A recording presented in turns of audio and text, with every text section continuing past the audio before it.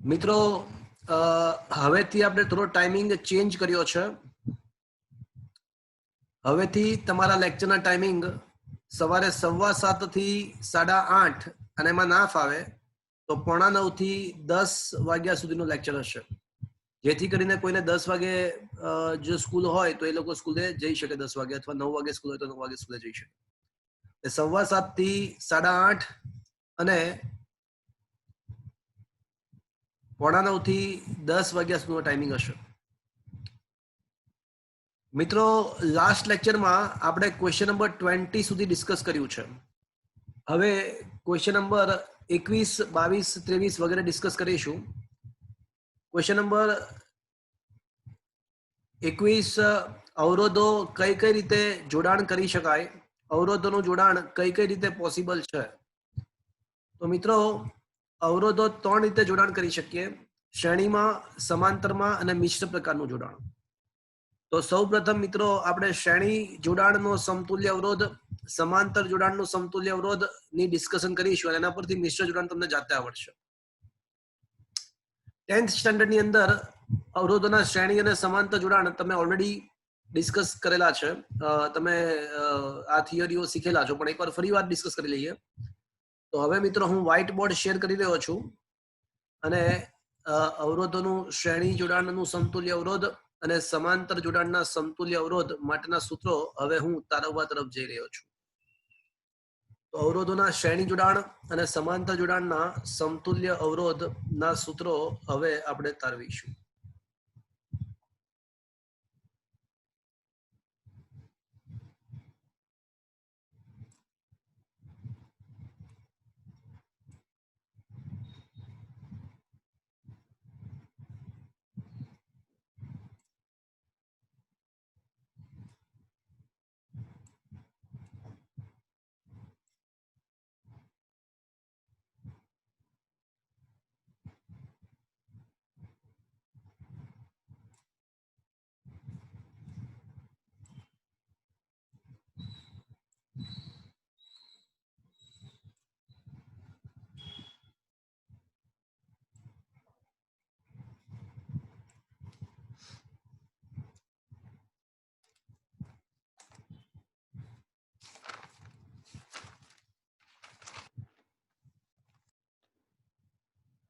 તો ટોપિકનું નામ છે અવરોધોનું શ્રેણી જોડાણ.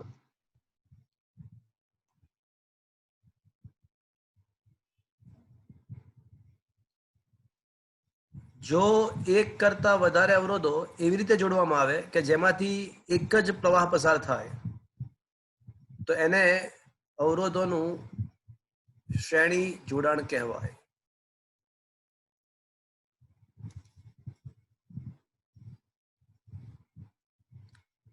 જો અવરોધો એક કરતા વધારે અવરોધો એવી રીતે જોડવામાં આવે કે જેથી કરીને દરેક અવરોધમાંથી એક સમાન પ્રવાહ પસાર થાય, તો આ પ્રકારના જોડાણને અવરોધોનું શ્રેણી જોડાણ કહેવાય. આકૃતિમાં મેં 2 અવરોધોને શ્રેણીમાં જોડ્યા છે. તો પહેલા હું 2 અવરોધો માટે સમતુલ્ય અવરોધનું સૂત્ર તારવીશ, અને ત્યારબાદ જો n અવરોધો હોય, તો શું થાય એની પણ ચર્ચા કરીશું.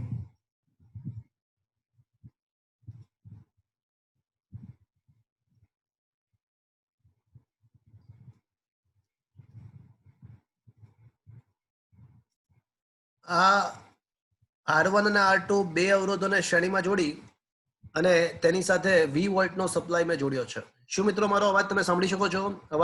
મારો અવાજ તમને સંભળાઈ રહ્યો છે? હા સર. Okay, fine. તો અવરોધ, ધારો કે અવરોધ R1 ના 2 છેડા વચ્ચે વિદ્યુત સ્થિતિમાનનો તફાવત V1 છે, અને અવરોધ R2 ના 2 છેડા વચ્ચેનો વિદ્યુત સ્થિતિમાનનો તફાવત V2 છે. તમે જોઈ શકો છો કે દરેક અવરોધમાંથી એક જ સમાન પ્રવાહ I પ્રવાહ પસાર થાય છે, એટલે એટલા માટે તો આ પ્રકારના જોડાણને શ્રેણી જોડાણ કહેવાય. ચલો, ઓહમના નિયમ પરથી અવરોધ R1 ના 2 છેડા વચ્ચેનો તફાવત V1 હોય, તો ઓહમના નિયમ પરથી કોઈ મને કહેશે V1 બરાબર શું લખવું જોઈએ મારે? I R1. હા IR1 અને અવરોધ R2 માટે V2 બરાબર શું આવશે મિત્રો? IR2. હા ઓબ્વિયસલી V2 બરાબર IR2. પણ મિત્રો તમને યાદ હશે કે શ્રેણીમાં જેટલા ઘટકો હોય, જો બધા ઘટકો શ્રેણીમાં હોય તો કુલ વિદ્યુત સ્થિતિમાનનો તફાવત શું આવે?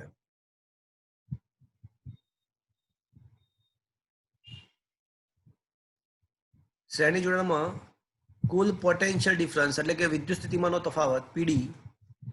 તો યાદ કરો કેપેસિટરમાં ભણ્યા હતા કે શ્રેણીમાં કુલ વોલ્ટેજ શોધવા માટે શું કરવું પડે?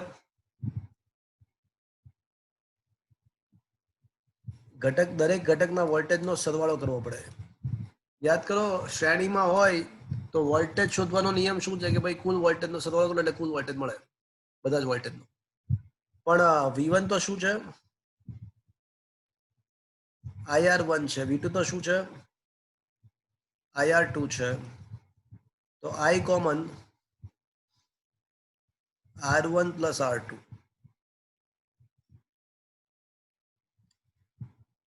તો મિત્રો V/I બરાબર શું થશે? R1 plus R2.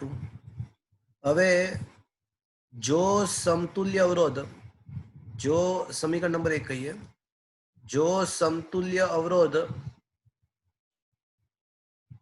R effective હોય તો મિત્રો R ઇફેક્ટિવ બરાબર શું થશે? ઓહમના નિયમ અનુસાર V/I થશે, સમીકરણ નંબર 2.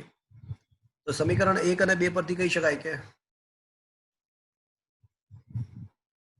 R ઇફેક્ટિવ, સમીકરણ 1 અને 2 પરથી કહી શકાય કે R effective is equals to R1 plus R2.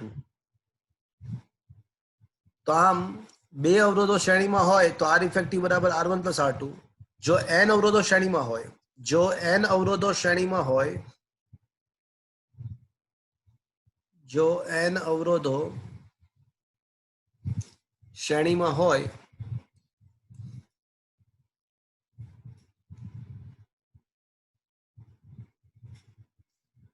જો n અવરોધો શ્રેણીમાં હોય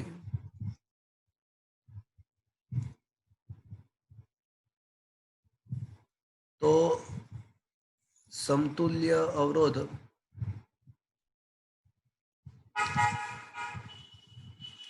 ચલો કોઈ કહેશે મને શું આવવું જોઈએ? તો પછી R effective n into R.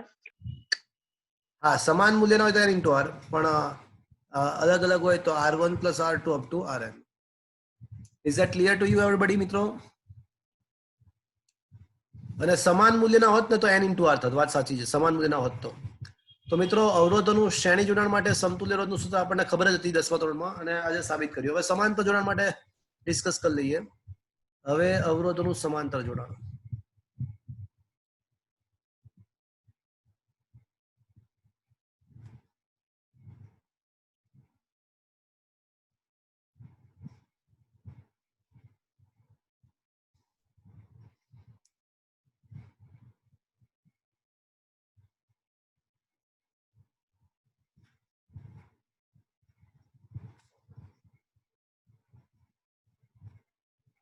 Okay,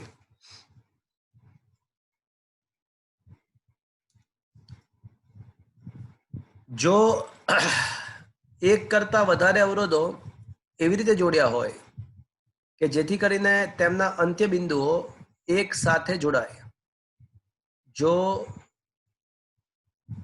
એક કરતા વધારે અવરોધો એવી રીતે જોડાણ પામેલા હોય જેથી કરીને તેમના અંત્ય બિંદુઓ સાથે જોડાયેલા હોય તો આ પ્રકારના જોડાણને અવરોધોનું સમાંતર જોડાણ કહેવાય. આકૃતિમાં 3 અવરોધો એકબીજાની હારે સમાંતરમાં જોડેલા છે. R1 R2 R3 જોઈ શકો છો કે 3 અવરોધના જે અંત્ય છેડાઓ છે એ બધા સાથે છે. તો આ પ્રકારના જોડાણને અવરોધોનું સમાંતર જોડાણ કહેવાય. અને માની લો કે એને V વોલ્ટના સપ્લાય સાથે જોડવામાં આવે છે. તો મિત્રો સ્પષ્ટ છે કે બેટરીમાંથી ધારો કે I જેટલો પ્રવાહ બહાર નીકળ્યો હોય, બેટરીના ધન ધ્રુવમાંથી પ્રવાહ બહાર નીકળે, પણ અહીંયા આગળ શું થશે? તો પ્રવાહ 3 ભાગમાં વિભાજિત થશે. ધારો કે અવરોધ R1 માંથી I1 પ્રવાહ છે, અવરોધ R2 માંથી I2 પ્રવાહ છે, અને અવરોધ R3 માંથી I3 પ્રવાહ છે. પણ મિત્રો આમાં બધા જ અવરોધના બે અંત્ય બિંદુઓ તો સાથે જ છે, અને એની સાથે V વોલ્ટનો સપ્લાય છે. એટલે આ પ્રકારના જોડાણમાં કહી શકાય કે દરેક અવરોધના બે છેડા વચ્ચેનો વિદ્યુત સ્થિતિમાનનો તફાવત આ પ્રકારના જોડાણમાં કહી શકાય સમાન હશે. હા, અહીં દરેક અવરોધમાંથી વહેતો પ્રવાહ અલગ અલગ હશે, પરંતુ દરેક અવરોધનો પીડી સમાન હશે. અહીં દરેક અવરોધ માંથી પસાર થતો વિદ્યુત પ્રવાહ અલગ અલગ હોય, પરંતુ દરેક અવરોધ ના બે છેડા વચ્ચેનો વિદ્યુત સ્થિતિમાનનો તફાવત પોટેન્શિયલ ડિફરન્સ સમાન હોય.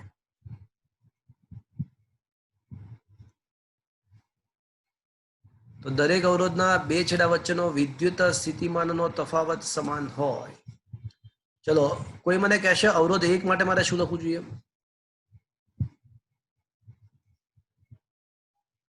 બોલો. V/I1 V/I1 V1 બરાબર, પણ V1 V2 V3 લખવાની જરૂર નહીં પડે. શું કામ? કારણ કે V તો બધાનો સરખો V જેટલો બેટરીના વોલ્ટેજ જેટલો જ છે. જેટલા વોલ્ટની બેટરી જોડી હોય એટલો જ વોલ્ટ દરેક અવરોધને મળશે. તો V બરાબર મારે શું લખવું જોઈએ? બોલો. I1 R1. I1 R1. તો આના પરથી કહી શકાય કે I1 બરાબર શું આવશે?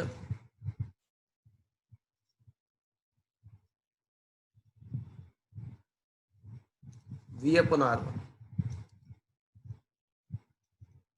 ચલો, અવરોધ R2 માટે V બરાબર I2 R2.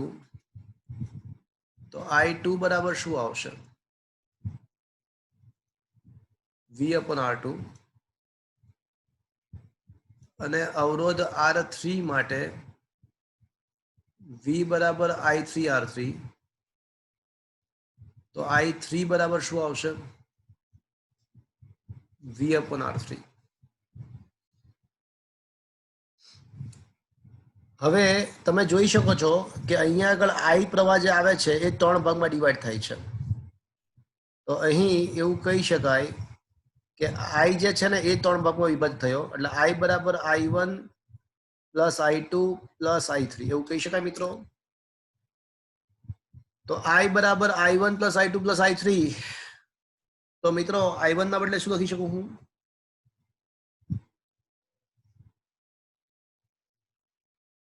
V/R1. I2 ના બદલે V/R2 અને I3 ના બદલે V/R3. તો મિત્રો આનો મતલબ એવો છે કે I/V બરાબર હું શું લખી શકું?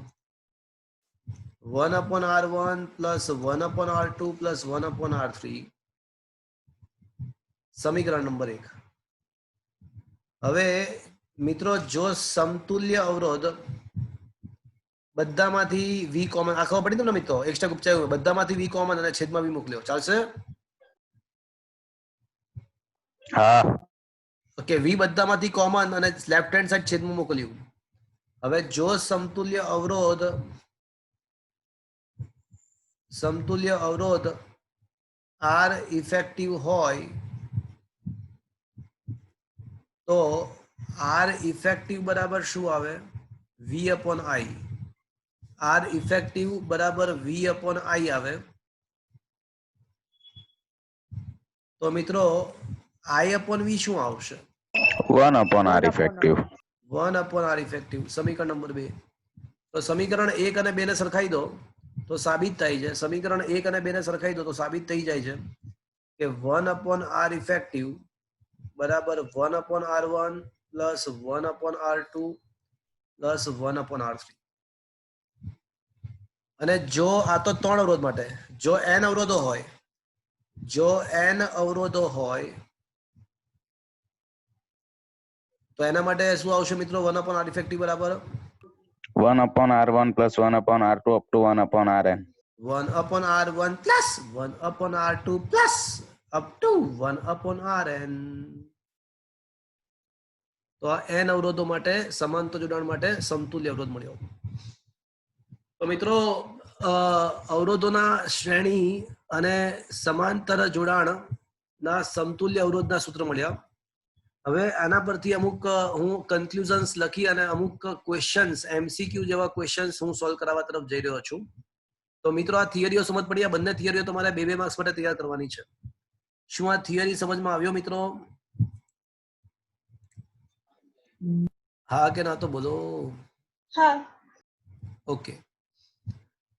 તો હવે આના પર આધારિત અમુક કન્ક્લુઝનરી પોઈન્ટ્સ આપણે ડિસ્કસ કરવા તરફ જઈ રહ્યા છીએ. હું આ વ્હાઇટ બોર્ડને ક્લિયર કરું છું અને અમુક નવી વાત કરું છું હવે. ઓકે.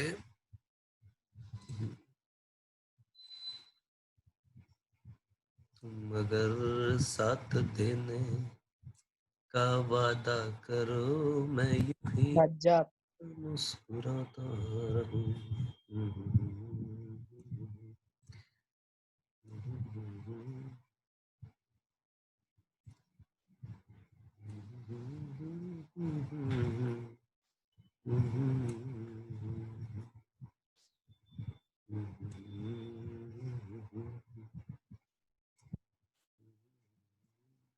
Okay.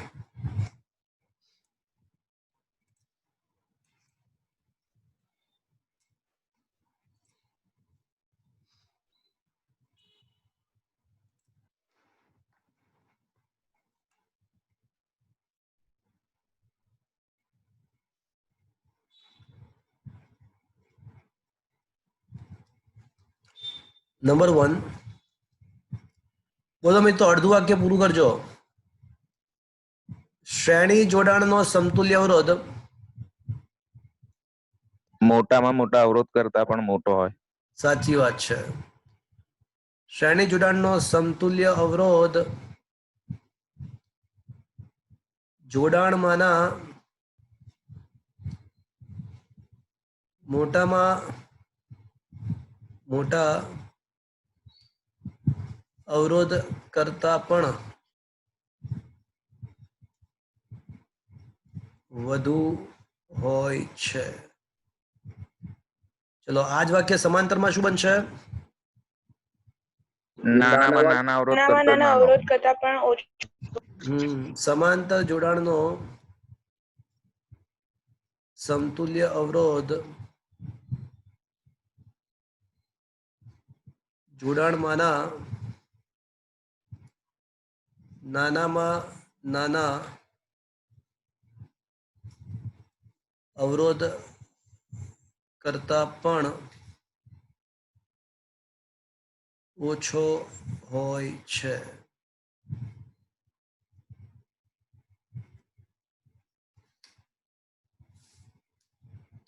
ચલો, સમાન મૂલ્યના n અવરોધો, સમાન મૂલ્ય r હોય, સમાન મૂલ્ય r વાળા n અવરોધો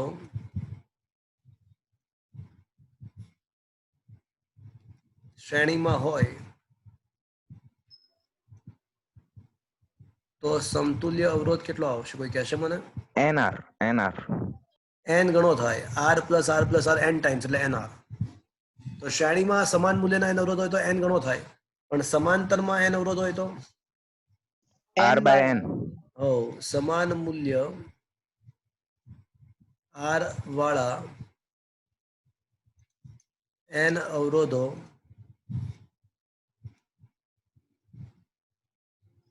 સમાંતરમાં હોય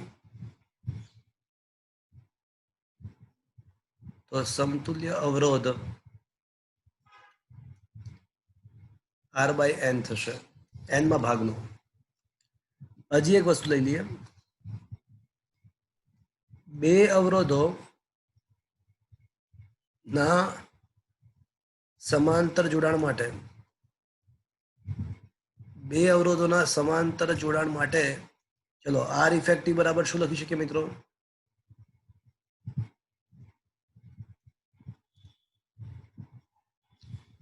બે અવરોધોના સમાંતર જોડાણ માટે આર ઇફેક્ટિવ બરાબર R1 R2 upon R1 plus R2 થાય.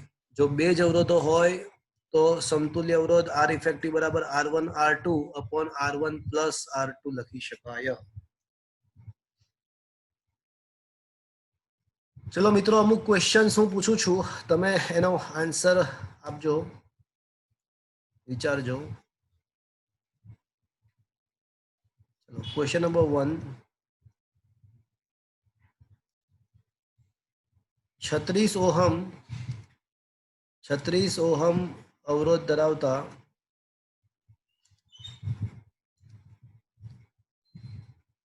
36 ઓહમ અવરોધ ધરાવતા એક તારને વાળીને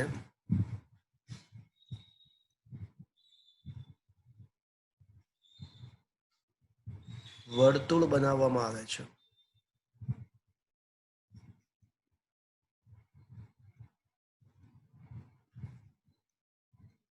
તો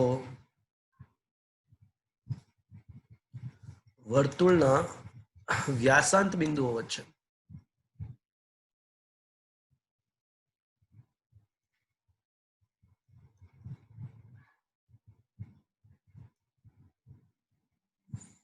સમતુલ્ય અવરોધ, વર્તુળના વ્યાસાંત બિંદુઓ વચ્ચે સમતુલ્ય અવરોધ શું થાય? ચલો 72 તો નહીં થાય ભાઈ. 36 ઓહમ અવરોધ ધરાવતો એક તાર છે, એમાંથી વર્તુળ બનાવ્યું છે, તો વર્તુળના વ્યાસાંત બિંદુઓ વચ્ચે સમતુલ્ય અવરોધ શોધવાનો છે. હા, જે બે બિંદુ વચ્ચે સમતુલ્ય અવરોધ શોધવાનો હોય, જે બે બિંદુઓ વચ્ચે સમતુલ્ય અવરોધ શોધવાનો હોય તે બે બિંદુઓમાંથી છેડા કાઢવાના.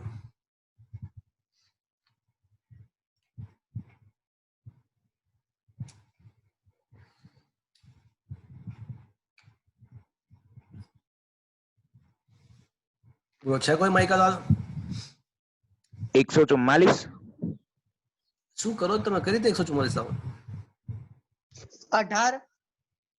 18 કોણ બોલ્યું? વૈભવ. વૈભવ ઇઝ ધ રોંગ આન્સર.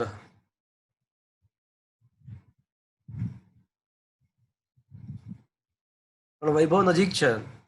ચલો આની સિવાય કોઈ?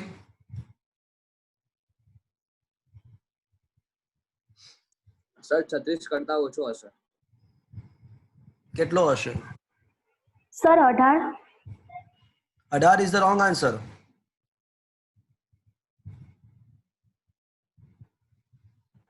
પણ તમે નજીક છો. 9 sir 9. 9 is the right answer.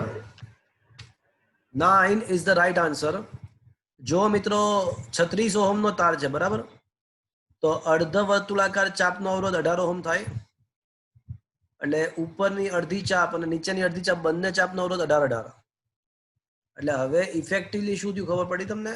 આ ઉપરની ચાપ અને નીચેની ચાપ એ બંને એકબીજાની સમાંતરમાં આવે. જો છેડા કાઢો એટલે ખ્યાલ આવી જાય. જે બે બિંદુઓ વચ્ચે સમતુલ્ય અવરોધ શોધવાનો હોય ને, ત્યાંથી છેડા કાઢવાના. એટલે આ છેડા કાઢો એટલે ખ્યાલ આવી જાય કે આ બંને જે છે એ એકબીજાની સમાંતરમાં છે. તો સમાંતર જોડાણનો સમતુલ્ય અવરોધ, બે સમાન મૂલ્યના અવરોધો સમાંતરમાં હોય, બે સમાન મૂલ્યના અવરોધો સમાંતરમાં હોય તો એક્ઝેક્ટલી બીજા ભાગનો અડધો થાય. તો આન્સર આવશે 9 ઓહમ. શું આ સમજમાં આવ્યું મિત્રો? Is that clear to you? હા સર. ઓકે, ચલો હવે ક્વેશ્ચન એવો છે કે 36 ઓહમ અવરોધ ધરાવતા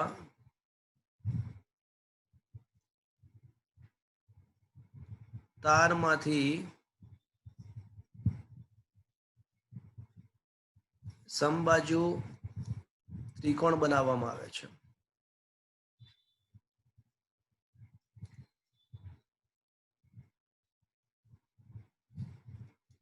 તો ત્રિકોણના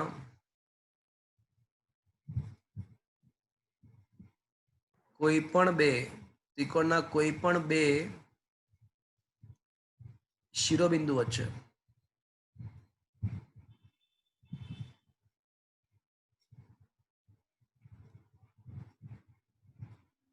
સમતુલ્ય અવરોધ. ચલો, ત્રિકોણ બનાવવામાં આવે છે તો ત્રિકોણના કોઈ પણ બે શિરોબિંદુ વચ્ચે સમતુલ્ય અવરોધ સમબાજુ ત્રિકોણ છે. તો કોઈ પણ બે શિરોબિંદુઓ વચ્ચે સમતુલ્ય અવરોધ કેટલો? 8. 8 કોણ બોલ્યું? Azim. Azim. 8 is the right answer. સૌથી પહેલું કામ કોઈ પણ બે શિરોબિંદુઓ વચ્ચે શોધવાનું કીધું, એટલે સૌથી પહેલા બે શિરોબિંદુઓ પકડી અને ત્યાંથી છેડા કાઢવાના. ચલો, છેડા કાઢ્યા. હવે મિત્રો સમબાજુ ત્રિકોણ છે, કુલ 36 ઓહમ છે, તો 36 ના 3 ભાગ પડશે. તો 3 ભાગ એટલે 12, દરેક બ્રાન્ચનો અવરોધ 12 ઓહમ 12 ઓહમ 12 ઓહમ થશે. 12 3 36 એટલે. પણ હવે તમે ધ્યાનથી વિચારો, છેડા કાઢ્યા એટલે ખબર પડી ગઈ આપણને કે છેડા કાઢ્યા એટલે આપણને ખબર પડી ગઈ છે કે આ 12 અને 12 ઉપરના જે 12 અને 12 છે એ એકબીજાની હારે કેવા જોડાણમાં આવશે? જો મિત્રો, એ બંને શ્રેણીમાં આવશે. જો એક જ માર્ગ છે એટલે એ 24 ઓહમ થશે. અને આ 24 ની સાથે 12 કેવા જોડાણમાં આવશે? બોલો, 24 ની સાથે 12 કેવા જોડાણમાં આવશે? સમાંતર. સમાંતર. તો હવે એ અને બી એટલે જે બે બિંદુ વચ્ચે સમતુલ્ય શોધો, એ બે બિંદુ વચ્ચે એનો સમતુલ્ય 12 ગુણ્યા 24 અપોન 12 પ્લસ 24. સમાંતરમાં R1 R2 upon R1 plus R2. તો આ સાદુરૂપ આપશો તો 24/3 એટલે 8 ઓહમ થશે. આનું સાદુરૂપ આપશો તો 24/3 8 ઓહમ થાય.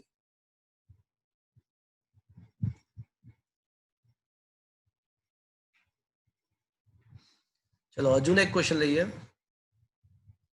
શું મિત્રો આ સમજમાં આવ્યું? હા કે ના? અરે હા કે ના તો બોલો. હા સર. 36 ઓહમ અવરોધ ધરાવતા તારમાંથી એક ચોરસ બનાવવામાં આવે છે.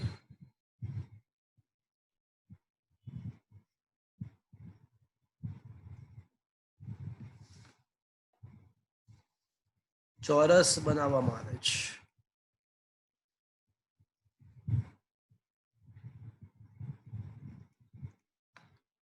તો પહેલું, ચોરસની કોઈ એક બાજુના અંત્ય બિંદુઓ, બીજું વિકર્ણના અંત્ય બિંદુ, વિકર્ણના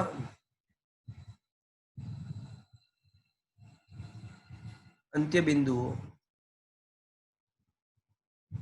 વચ્ચે સમતુલ્ય અવરોધ. ચલો, બે કિસ્સા છે. એક તો ચોરસની બાજુના અંત્ય બિંદુઓ અને વિકર્ણના અંત્ય બિંદુ વચ્ચે સમતુલ્ય અવરોધ શોધવાનો છે. કેસ 1. ચલો, છે કોઈ માઇકલાલ? કહેશે મને. નવ. કોની વાત કરો છો? બાજુના અંત્ય બિંદુ કે વિકર્ણના અંત્ય બિંદુ? પહેલું સમાન પહેલું ખોટું કહેવાય, તો પછી બાજુના અંત્ય બિંદુ માટે ખોટો આન્સર. 6.75. હા, બાજુના અંત્ય બિંદુ માટે વિચારીએ તો અહીંથી છેડા કાઢવા પડે. તો આ રીતે છેડા કાઢો તો માલુમ પડશે ચોરસના દરેક બ્રાન્ચનો અવરોધ તો 9 ઓહમ થશે. તો ખ્યાલ આવી ગયો છે તમને, કારણ કે 36/4. પણ બાજુના અંત્ય બિંદુ વચ્ચે છેડા કાઢો તો 9, 9 અને 9 એકબીજાની હારે શ્રેણીમાં આવશે, એટલે એનું 27 ઓહમ થશે અને એની સાથે આ 9 સમાંતરમાં આવશે. તો હવે આ કોઈ પણ એક બાજુના બે અંત્ય બિંદુઓ વચ્ચે સમતુલ્ય અવરોધ વિચારીએ તો R between the AB is equals to 27 ગુણ્યા 9 upon 27 plus 9 એટલે 36, 9 ચોક 36 થશે. તો આનું સાદરૂપ આપશો ને મિત્રો તો 27/4 6.75 ohm is the right answer. ચલો બીજા ક્વેશ્ચનનો આન્સર શું આવશે? એનો 9 આવશે. એમાં 9 આવશે. બીજા ક્વેશ્ચનમાં આન્સર 9 એટલા માટે આવશે કારણ કે કોઈ પણ એક વિકર્ણ, તો વિકર્ણના અંત્ય બિંદુઓ વિચારીએ તો વિકર્ણના અંત્ય બિંદુ એટલે આ થાય, એક આ થાય, એક આ થાય, અને જે બે બિંદુ વચ્ચે સમતુલ્ય અવરોધ શોધો ત્યાંથી છેડા કાઢવાના. તો આ છેડા કાઢો પછી ખબર પડે કે કોણ શ્રેણીમાં કોણ સમાંતરમાં. છેડા કાઢી લીધા પછી ખ્યાલ આવશે કે કોણ શ્રેણીમાં. ચલો આ કેસમાં શું થશે, આ 9 અને 9 શ્રેણીમાં આવશે એટલે આટલા ભાગનો અવરોધ 18 ઓહમ થશે, અને વળી પાછા આ 9 અને 9 પણ શ્રેણીમાં આવશે એટલે આટલા ભાગનો અવરોધ પણ 18 આવશે. અને મિત્રો આ 18 ઓહમ ને 18 ઓહમ કેવા જોડાણમાં આવશે જુઓ તો, આ 18 સમાંતરમાં. તો સમાન મૂલ્યના બે અવરોધો સમાંતરમાં હોય તો એક્ઝેક્ટલી અડધો થઈ જાય. તો આ કેસમાં આન્સર 9 ઓહમ આવશે. તો શું મિત્રો તમને આ સમજમાં આવ્યો? Is that clear to you friends? Yes sir. તો મિત્રો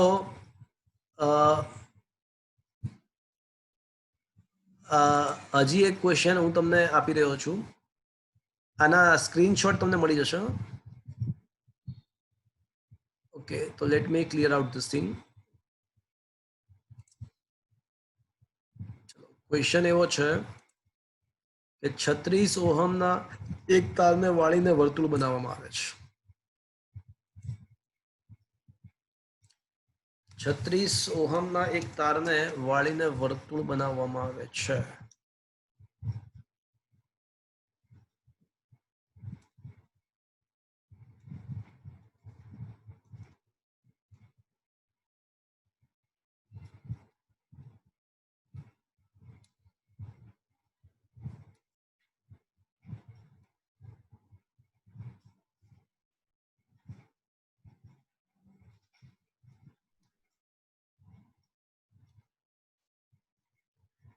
તો આકૃતિમાં દર્શાવેલા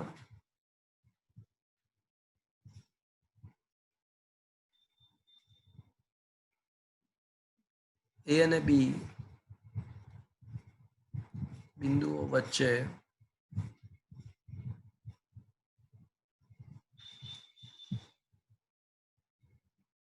સમતુલ્ય અવરોધ ખાલી ગયા.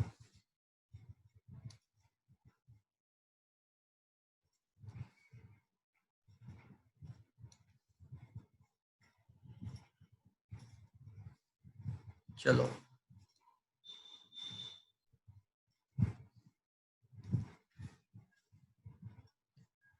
A અને B બિંદુઓ અહીંયા કોઈ જગ્યાએ આપેલા છે.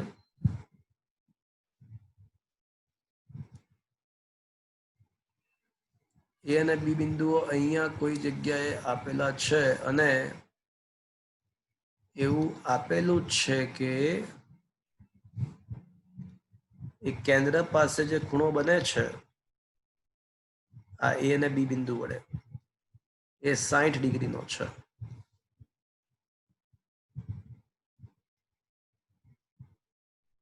ચલો હવે solve this question. 5 ohm. 5 ohm is 5 5 ohm is the right answer. 5 ohm is the right answer. ચલો સૌથી પહેલા જે બે બિંદુ વચ્ચે સમતુલ્ય અવરોધ શોધવાનો છે ને ત્યાંથી છેડા કાઢીએ. તો ચલો છેડા કાઢ્યા મેં. તો સ્પષ્ટ છે કે આ વર્તુળ બે ચાપમાં વિભાજિત થયેલો છે, નાની ચાપ અને મોટી ચાપ. અને બંને ચાપ એકબીજાને કેવા જોડાણમાં છે? બંને ચાપ એકબીજાના કેવા જોડાણમાં છે? બોલો. સમાંતરમાં છે. સમાંતર. સૌથી પહેલા નાની ચાપનો અવરોધ કેટલો છે? તો 360 નો છઠ્ઠો ભાગ 60 થાય. 360 નો છઠ્ઠો ભાગ 60 થાય એટલે આખા પરિઘનો છઠ્ઠો ભાગ થયો. આખા પરિઘનો 36 ઓહમ છે. તો નાની ચાપનો અવરોધ કેટલો આવશે? 6 ઓહમ. ચલો મોટી ચાપનો અવરોધ કેટલો આવશે? 30 ઓહમ. તો 36 માંથી 6 બાદ કરે તો 30 ઓહમ આવશે ઓબ્વિયસલી. અને બંને એકબીજાની હારે સમાંતરમાં છે. તો એ અને બી વચ્ચેનો સમતુલ્ય 6 30 ગુણ્યા 6 અપોન 30 પ્લસ 6. તો સાદુરૂપ આપો તો 30 ગુણ્યા 6 ભાગ્યા 36 એ 5 ઓહમ આન્સર આવે. તો શું મિત્રો આ સમજમાં આવ્યું? Is that clear?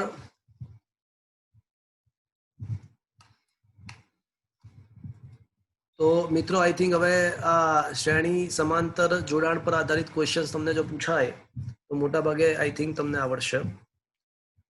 મિત્રો હવે થોડા દાખલાઓ આના બેઝ પર એકાદ બે દાખલાઓ છે. Let's discuss that numerical. પણ શું મિત્રો આ જે ડિસ્કશન કર્યું એ ખ્યાલ આવ્યો બધાને? હા sir. Okay fine. So let's discuss some numericals.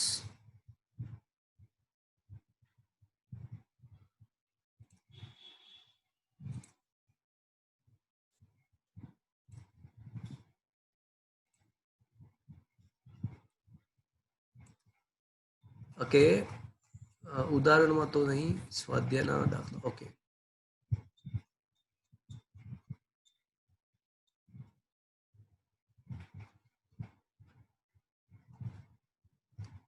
જો ક્વેશ્ચન નંબર 20 દેખો તો મિત્રો, શું તમારા મોબાઈલની સ્ક્રીન પર ક્વેશ્ચન નંબર 20 આવી જાય છે?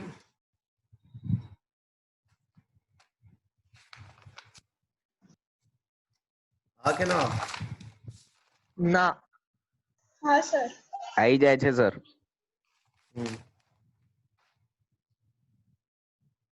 ઓકે.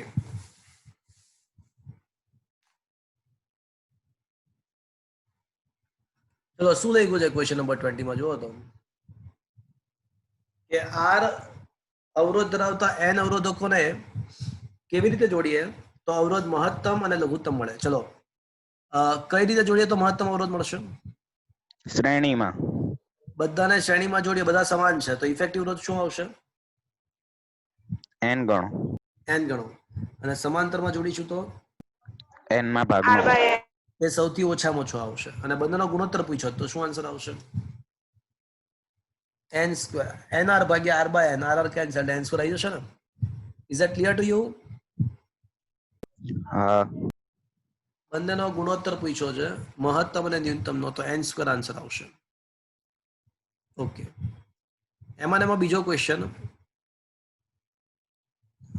દેખો, નીચે દેખાશે 1 ઓહમ 2 ઓહમ અને 3 ઓહમના 3 અવરોધોને કેવી રીતે જોડીએ તો સમતુલ્ય અવરોધ 11/3, 11/5, 6 અને 6/11 મળી શકે?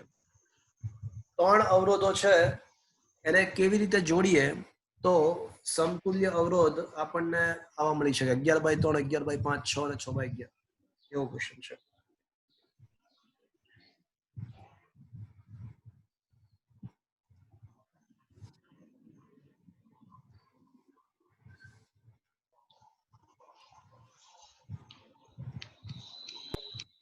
છ ઓહમ માટે શ્રેણીમાં અને 6/11 માટે સમાંતરમાં.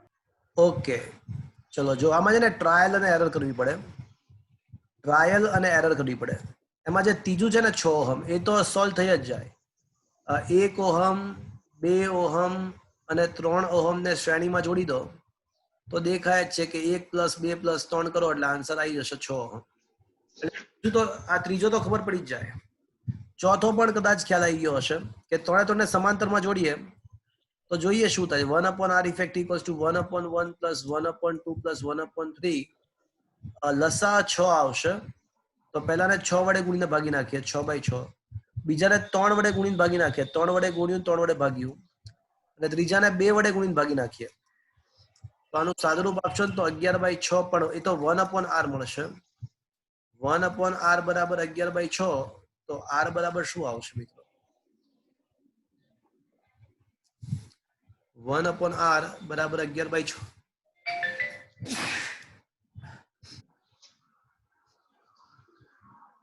તો r ઇફેક્ટિવ બરાબર થશે 6/11. ચલો એટલે ત્રીજું ચોથું તો મળી ગયું. હવે છે ને ટ્રાયલ અને એરર કરીએ. ટ્રાયલ અને એરર. ચલો ટ્રાય કરીએ. હવે માની લો કે 1 અને 2 સમાંતરમાં રાખીએ. 1 અને 2 સમાંતરમાં રાખીએ અને એની હારે 3 શ્રેણીમાં રાખીએ. ચલો હવે ચલો આ 1 અને 2 સમાંતરમાં છે તો એનું શું આવશે? 1 × 2/1 + 2. તો 1 × 2/1 + 2 એટલે શું આવે? 2/3. 2/3. હા પ્લસ 3 કારણ કે સમાંતરમાં છે ને શ્રેણીમાં છે ને તો 1 અને 2 સમાંતરમાં એટલે એનો આવશે 2/3 અને પ્લસ 3 કારણ કે શ્રેણીમાં છે તો સાદુરૂપ આપો તો શું આવશે? 11/3 આવી ગયું. મતલબ કયો સોલ્વ થઈ ગયો? પહેલો સોલ્વ થઈ ગયો. અને ટ્રાય મારી તો પહેલો સોલ્વ થઈ ગયો. ટ્રાય મારી તો પહેલો સોલ્વ થઈ ગયો. હવે માની લો કે આપણે 1 અને 3 સમાંતરમાં રાખીએ છીએ. બીજી ટ્રાય મારીએ. ચલો 1 અને 3 સમાંતરમાં રાખીએ છીએ અને એની સાથે 2 શ્રેણીમાં છે.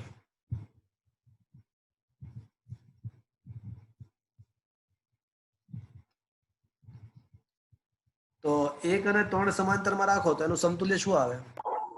3/4. 3/4 અને પ્લસ પાછું 2 કારણ કે શ્રેણીમાં 2 છે તો આનો જવાબ શું આવશે? 11/4. 11/4. એટલે આની ટ્રાય સક્સેસફુલ ના ગઈ. આપણી ટ્રાય સક્સેસફુલ ના ગઈ. ચલો ફરી વાર ટ્રાય મારીએ. હવે એક કામ કરીએ. એક આમ નામ રાખીએ અને 2 અને 3 સમાંતરમાં રાખીએ.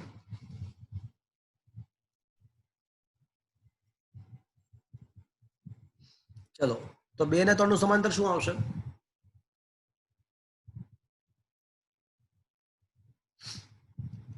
2 આવી જશે 6/5. 11/6. એટલે 6 5 2 × 3 6 6/5. તો આનું 6/5 પણ હારે એક શ્રેણીમાં છે ને એટલે 1 + 6/5. તો આર ઇફેક્ટિવ શું આવશે મિત્રો? 11/5. તો આવી ગયો. ટ્રાય પડી ગઈ. મેળ પડી ગયો. તો આ રીતે ટ્રાયલ અને એરર. હજી અમુક કોમ્બિનેશન હજી આ તો પતી ગયો. હજી અમુક કોમ્બિનેશન પોસિબલ છે. એવું પણ પોસિબલ થાય ને કે 2 શ્રેણીમાં રાખીએ અને એની હારે એક સમાંતરમાં રાખીએ. આવા પણ કોમ્બિનેશન પોસિબલ છે. એટલે ઘણા બધા કોમ્બિનેશન પોસિબલ થઈ શકે. હજી કોઈ 2 શ્રેણીમાં ત્રીજાની સાથે સમાંતરમાં. તો આવા કોમ્બિનેશન કરતા જવાના અને જે લાવવો છે આવે છે કે નહીં ચેક કરતા જવાનો. ટ્રાયલ અને એરર કરતા જવાનું હોય આમાં. પણ સમજમાં આવ્યો મિત્રો? હા સર. ઓકે ચલો હવે આનો સી ક્વેશ્ચન. બી પતી ગયો. આનો સી ક્વેશ્ચન. નીચેના 2 નેટવર્કમાં સમતુલ્ય અવરોધ શોધવાનો છે. ચલો 2 નેટવર્કમાં સમતુલ્ય અવરોધ શોધવાનો છે.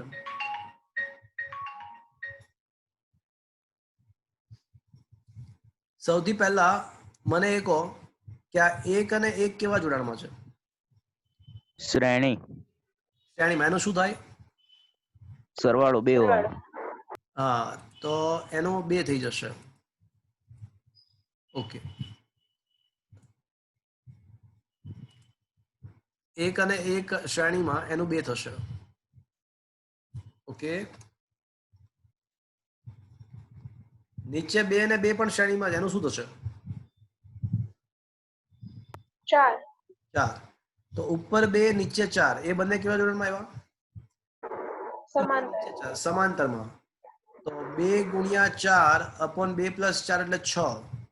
2 તારી 6 એટલે આન્સર 4 તૃતીયાંશ આવશે. એટલે ચલો આ એક જે શાખા છે ને આ ચોરસિયો એનું 4 તૃતીયાંશ આવ્યું. એની બાજુમાં સેમ ટુ સેમ જ રચના છે તો એનું પણ શું આવશે? 4 તૃતીયાંશ. 4/3. હા, એનું પણ 4 તૃતીયાંશ અને એનું પણ 4. તો આ 4 તૃતીયાંશ વાળા 4 કેવા જોડાણમાં આવશે? શ્રેણી જોડાણમાં. શ્રેણી જોડાણમાં. તો ઇફેક્ટિવ શું આવે વિચારો? 4 તૃતીયાંશ 4 તૃતીયાંશ તો શું આવશે? 16 તૃતીયાંશ. 16 તૃતીયાંશ આવશે. અથવા 5.33 કહી શકાય. 5.33 કહી શકાય. ચલો હવે બીજો તો બોગસ છે. જો બીજો તો બોગસ છે. આ R R R R R કેવા જોડાણમાં? જો તો બધા શ્રેણીમાં છે. એક જ માર્ગ છે. જો એક જ માર્ગ છે એટલે બધા શ્રેણીમાં છે. તો શું આન્સર આવશે? 5R. મજાક કરી નાખી છે આપણી યાર. Is that clear? તો શું આ બે ક્વેશ્ચન પણ આવડે આપણને? શું આ સમજમાં આવ્યો મિત્રો? હા કે ના? Yes sir. હા સર. હવે થિયરી ટોપિક પર આવી જઈએ. Let us come to the theory topic. તો I am sharing the whiteboard. નહીં થિયરી. અચ્છા થિયરી નોટ્સ શેર કરવા છે ને? ઓકે. તો યા હિયર ઇટ ઇઝ. મિત્રો શું ક્વેશ્ચન નંબર 24 માં જાતે આપી શકાય? જો 22 અને 23 માં કરાવ્યા, 21 22 23 કરાયા, 24 માં જાતે આપી શકાય? જુઓ તો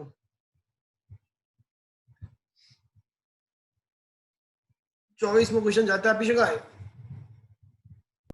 હા સર. શ્રેણી જોડાણ અને સમાંતર જોડાણ ના વચ્ચેના તફાવત નો ક્વેશ્ચન છે. Can it be given to the homework? Is it clear? Yes, sir. Okay. Question number 25. વિદ્યુત કોષનું ઈએમએફ,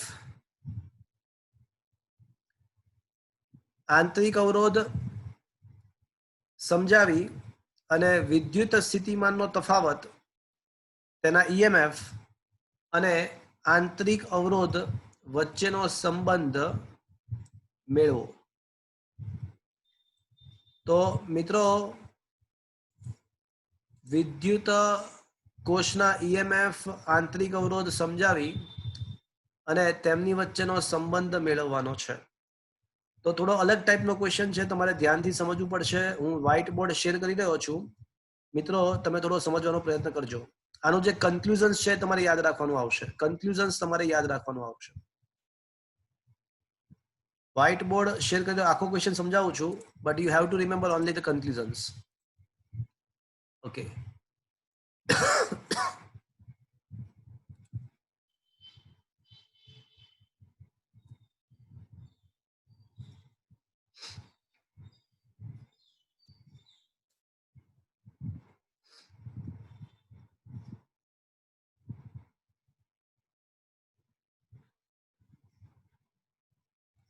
વિદ્યુત કોષ, માની લો કે મિત્રો આ વિદ્યુત કોષ છે.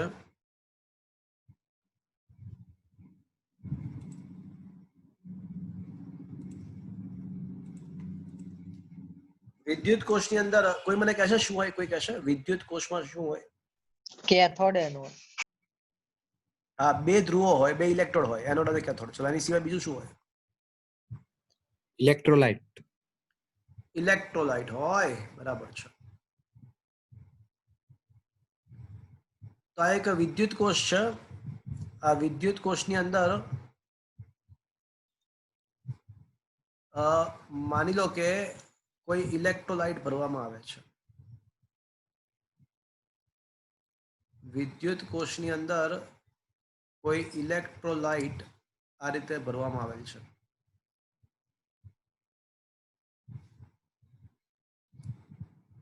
So this is the electrolyte. અને એમાં બે ઇલેક્ટ્રોડ છે. બે ઇલેક્ટ્રોડ છે.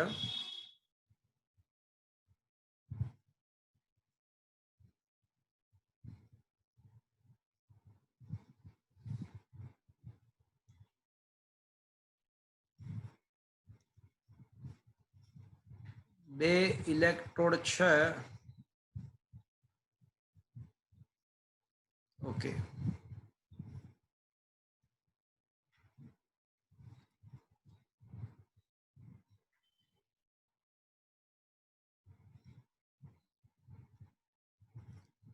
તો આ રીતે બે ઇલેક્ટ્રોડ વિદ્યુત કોષની અંદર છે.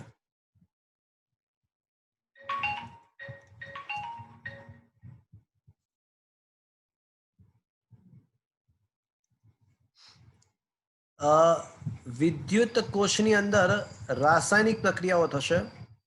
માની લો કે H2SO4 નું દ્રાવણ છે. ધારો કે H2SO4 નું દ્રાવણ છે, તો શું થાય મિત્રો કે રાસાયણિક પ્રક્રિયાઓ થાય અને રાસાયણિક પ્રક્રિયાના કારણે H2SO4 ના દ્રાવણમાં ધન આયન પણ હોય અને ઋણ આયન પણ હોય, પણ રાસાયણિક પ્રક્રિયાઓના કારણે ધન આયન કોઈ એક ઇલેક્ટ્રોડ તરફ જાય અને એ ઇલેક્ટ્રોન ધન ધ્રુવ પ્રાપ્ત કરશે. એટલે એ ઇલેક્ટ્રોડ ધન આયન પ્રાપ્ત કરવાના કારણે ધન વિદ્યુત ધન ધ્રુવ બની જશે. બેટરીમાં થતી રાસાયણિક પ્રક્રિયાના કારણે માની લો કે આ જે લેફ્ટ સાઈડ નો ઇલેક્ટ્રોડ છે એ ધન આયન પ્રાપ્ત કરે છે, એટલે એ ધન ધ્રુવ તરીકે વર્તવા લાગશે. એટલે આ P4 પોઝિટિવ. અને રાસાયણિક પ્રક્રિયાના કારણે બીજા ઇલેક્ટ્રોડ પર ઋણ આયન જમા થશે અને એ ઋણ ધ્રુવ તરીકે વર્તવા લાગશે. એટલે એ નોર્થ પોલ તરીકે, એટલે એ નેગેટિવ પોલ, ઋણ ધ્રુવ એટલે કે નેગેટિવ પોલ તરીકે વર્તવા લાગશે. રાસાયણિક પ્રક્રિયાના કારણે આવું થાય. એટલે એક ધ્રુવ ધન બની જશે અને બીજો ધ્રુવ ઋણ ધ્રુવ તરીકે વર્તશે. ધન વિદ્યુત ભારનું વિદ્યુત સ્થિતિમાન ધન ગણાય અને ઋણ વિદ્યુત ભારનું વિદ્યુત સ્થિતિમાન ઋણ ગણાય. માની લો કે અહીંયા આગળ કોઈ બિંદુ A છે અને અહીંયા આગળ કોઈ બિંદુ B છે. ધન વિદ્યુત ભારનું વિદ્યુત સ્થિતિમાન ધન ગણાય અને ઋણ વિદ્યુત ભારનું વિદ્યુત સ્થિતિમાન ઋણ ગણાય. એટલે જે ઇલેક્ટ્રોડ પર ધન આયન જમા થાય છે એ ધન ધ્રુવ તરીકે વર્તશે. એ ધન ધ્રુવ તરીકે વર્તશે અને એનું વિદ્યુત સ્થિતિમાન ધન હશે. તો એવું કહી શકાય કે P ધ્રુવ નું વિદ્યુત દ્રાવણ ની સાપેક્ષે, આ P ધ્રુવનું વિદ્યુત દ્રાવણની સાપેક્ષે વિદ્યુત સ્થિતિમાન, ધારો કે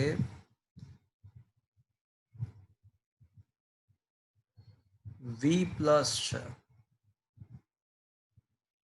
અને N ધ્રુવનું વિદ્યુત દ્રાવણની સાપેક્ષે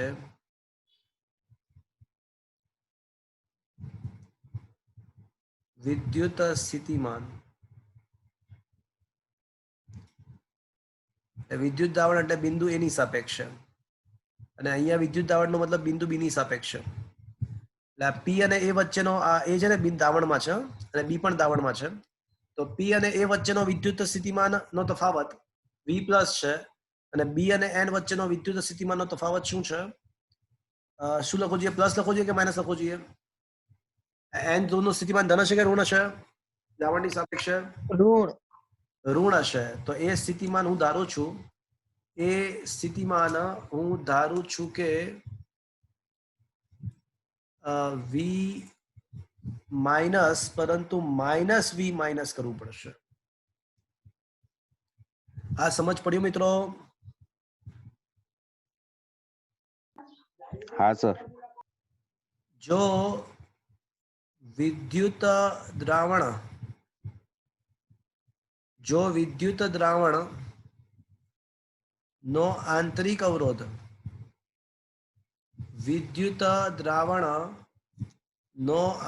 અવરોધ સ્મોલ આર હોય તો દ્રાવણમાં થતો વિદ્યુત સ્થિતિમાનનો તફાવત અથવા દ્રાવણમાં થતો વોલ્ટેજ ડ્રોપ કેટલો હશે? જો વિદ્યુત દ્રાવણનો આંતરિક અવરોધ આર હોય તો વિદ્યુત દ્રાવણમાં થતો પોટેન્શિયલ ડ્રોપ એટલે વોલ્ટેજ ડ્રોપ કેટલો હશે?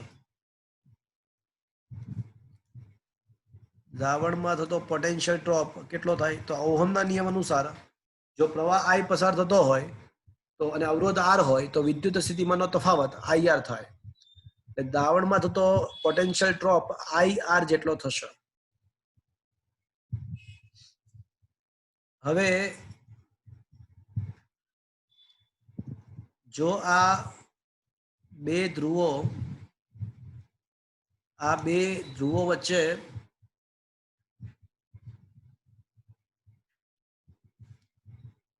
અવરોધ જોડવામાં આવે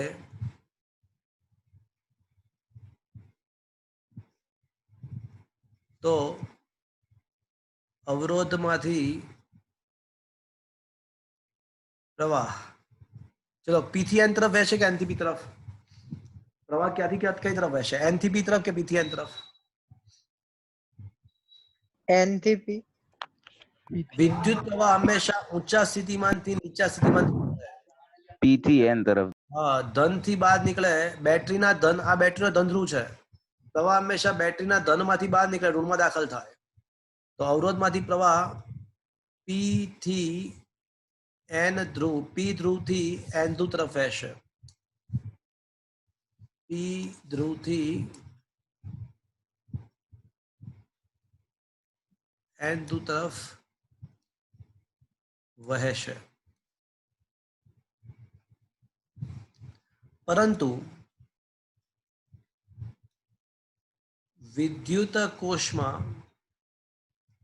વિદ્યુત કોષમાં આ પ્રવાહ, ચલો કોષની અંદર આ પ્રવાહ ક્યાંથી ક્યાં વહેશે? બહારની સાઈડ તો P થી N તરફ, પણ વિદ્યુત કોષમાં ક્યાંથી ક્યાં વહેશે? N થી P જશે અંદર. હા, N થી P જશે. અને એને કોનામાંથી પસાર થવું પડશે? પ્રવાહને પસાર થવું એટલે વિદ્યુત ભારને પસાર થવો. શેમાંથી પસાર થવું? પેલો ઇલેક્ટ્રોલાઇટ દ્રાવણ છે ને એમાંથી. હા, એટલે દ્રાવણના આંતરિક અવરોધમાંથી પસાર થવું પડે, એવું કહી શકાય. આ પ્રવાહ N થી P તરફ વહન પામશે. N થી P તરફ વહન પામશે.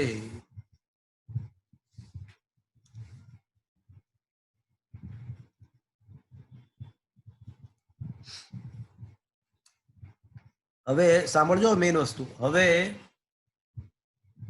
P અને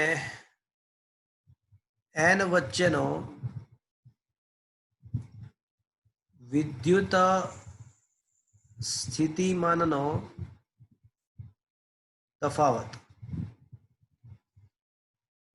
P અને N વચ્ચેનો વિદ્યુત સ્થિતિમાનનો તફાવત એટલે VPN મારે શોધવો છે. તો P અને A વચ્ચેનો વિદ્યુત સ્થિતિમાનનો તફાવત પ્લસ A અને B વચ્ચેનો વિદ્યુત સ્થિતિમાનનો તફાવત પ્લસ B અને N વચ્ચેનો વિદ્યુત સ્થિતિમાનનો તફાવત થશે. મારે કોની વચ્ચે વિદ્યુત સ્થિતિમાનનો તફાવત જોઈએ છે? P અને N વચ્ચે. તો P થી N સુધી પહોંચવા માટે જો પહેલા P થી A તરફ સુધી પહોંચવું પડશે, A થી B સુધી પહોંચવું પડશે અને B થી N તરફ સુધી પહોંચવું પડશે. જો ત્રણ વસ્તુ આવી: P થી A, A થી B અને B થી N. દેખાયું? આખરી દેખો, P થી A, A થી B અને B થી N. તો મિત્રો ચલો આ P અને N વચ્ચેના વિદ્યુત સ્થિતિમાનના બે ધ્રુવો વચ્ચેના વિદ્યુત સ્થિતિમાનના તફાવતને V કહીએ. ચલો કોઈ મને કહેશે P અને A વચ્ચે વિદ્યુત સ્થિતિમાનનો તફાવત કેટલો છે? V positive. હા, V પ્લસ. પરફેક્ટ બોલ્યો. ચલો A અને B વચ્ચેનો વિદ્યુત સ્થિતિમાનનો તફાવત શું છે? દ્રાવણનો અવરોધ. દ્રાવણનો અવરોધને કારણે કેટલો આવશે? I into R.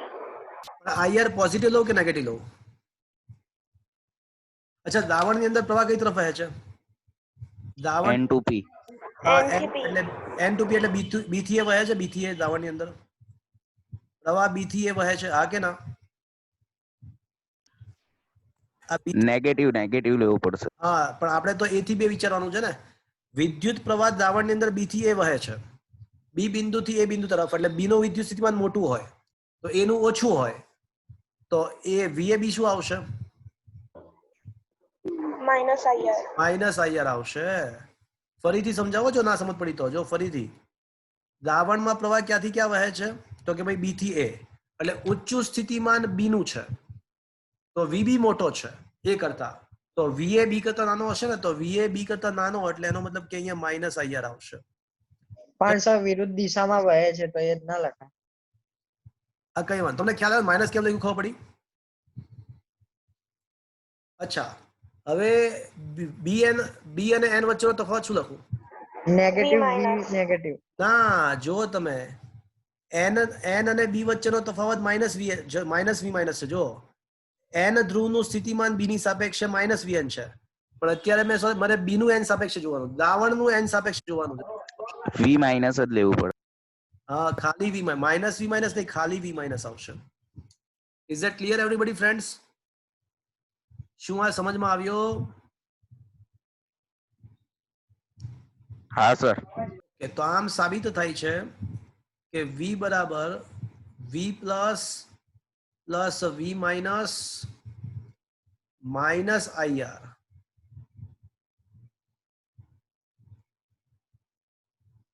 હવે જો બાહ્ય અવરોધ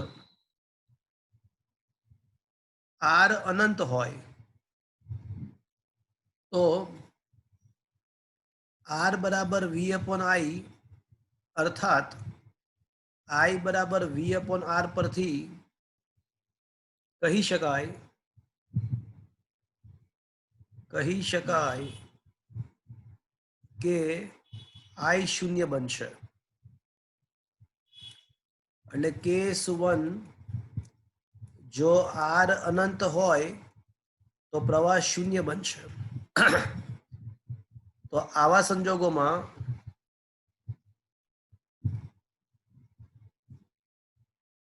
ઇક્વેશન 1 પરથી, આવા સંજોગોમાં સમીકરણ 1 પરથી બે ધ્રુવો વચ્ચેનો વિદ્યુત સ્થિતિમાનનો તફાવત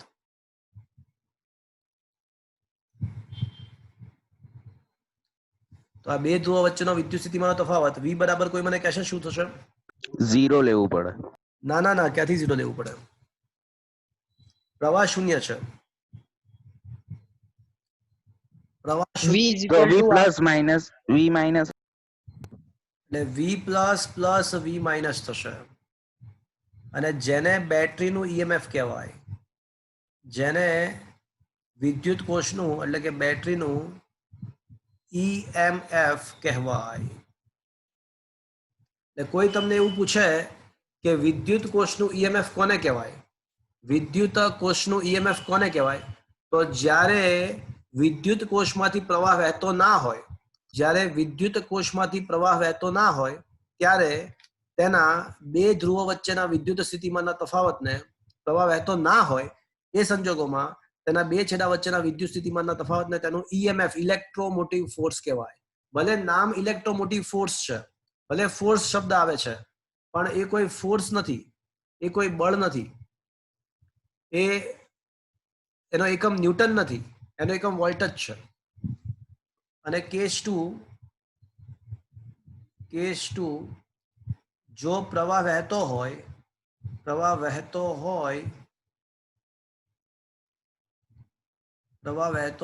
તો બે ધ્રુવો વચ્ચેનો PD, તો હવે પ્રવાહ વહે જ છે, તો હવે V બરાબર શું આવશે મિત્રો? પ્રવાહ વહેતો હોય તો જે સૂત્ર યથાવત રહેશે, પણ હવે E પ્લસ અને E plus E minus V plus V minus ના બદલે શું લખી શકીએ આપણે? હવે આના બદલે શું લખી શકીએ આપણે? only V. ઓનલી EMF, એનો સિમ્બોલ EMF છે, માઇનસ IR. અને આને શું કહેવાય ખબર છે? આને ટર્મિનલ વોલ્ટેજ કહેવાય. આને ટર્મિનલ વોલ્ટેજ કહેવાય. તો મિત્રો આ કન્ક્લુઝન મહત્વનું હતું. સિમ્પલ, તમારે આખી થિયરી યાદ રાખવાની જરૂર નથી, તમારે માત્ર કન્ક્લુઝન યાદ રાખવાનું છે. આ કન્ક્લુઝન માત્ર યાદ રાખવાનું છે કે જો વિદ્યુત પ્રવાહ વહેતો ના હોય તો બે ધ્રુવો વચ્ચેના વિદ્યુત સ્થિતિમાનના તફાવતને ઈએમએફ કહેવાય, અને જો પ્રવાહ વહેતો હોય તો બે ધ્રુવો વચ્ચેના વિદ્યુત સ્થિતિમાનના તફાવતને ટર્મિનલ વોલ્ટેજ કહેવાય. અને ટર્મિનલ વોલ્ટેજનું સૂત્ર શું છે? તો કે ભાઈ V બરાબર E માઇનસ IR છે, EMF માઇનસ IR છે. તો આટલું યાદ રાખવાનું છે. થિયોરી સમજ પડી હોય તો ઠીક છે, પણ ના પડે તો પણ ઘરે જઈને વાંચો અથવા મારું લેક્ચર રિવિઝન કરજો યુટ્યુબમાં. પણ conclusion is the most important. Conclusion is the most important કે જો પ્રવાહ વહેતો હોય ના હોય તો બે ધ્રુવો વચ્ચેનો વિદ્યુત સ્થિતિમાનનો જે તફાવત છે એ તેના EMF જેટલો હોય. બે ધ્રુવો વચ્ચેનો વિદ્યુત સ્થિતિમાનનો તફાવત EMF જેટલો હોય છે જો પ્રવાહ વહેતો ના હોય. અને જો પ્રવાહ વહેતો હોય તો બે ધ્રુવો વચ્ચેનો વિદ્યુત સ્થિતિમાનનો તફાવત એ ટર્મિનલ વોલ્ટેજ ગણાય. અને ટર્મિનલ વોલ્ટેજનું સૂત્ર V બરાબર E માઇનસ IR, જ્યાં E બરાબર EMF. So this is a important thing we had obtained. So very important relation. તો મિત્રો આપણે ટર્મિનલ વોલ્ટેજ અને EMF વચ્ચેનો સંબંધ તારવ્યો. તો શું આ થિયરી સમજમાં આવ્યો મિત્રો? हाँ sir. Is that clear everybody friends? તો ફ્રેન્ડ્સ આજનો સેશન હવે હું ખતમ કરી રહ્યો છું. કાલની એક્ઝામમાં આજનું નહીં આવે, આજ સુધીનું બધું હશે.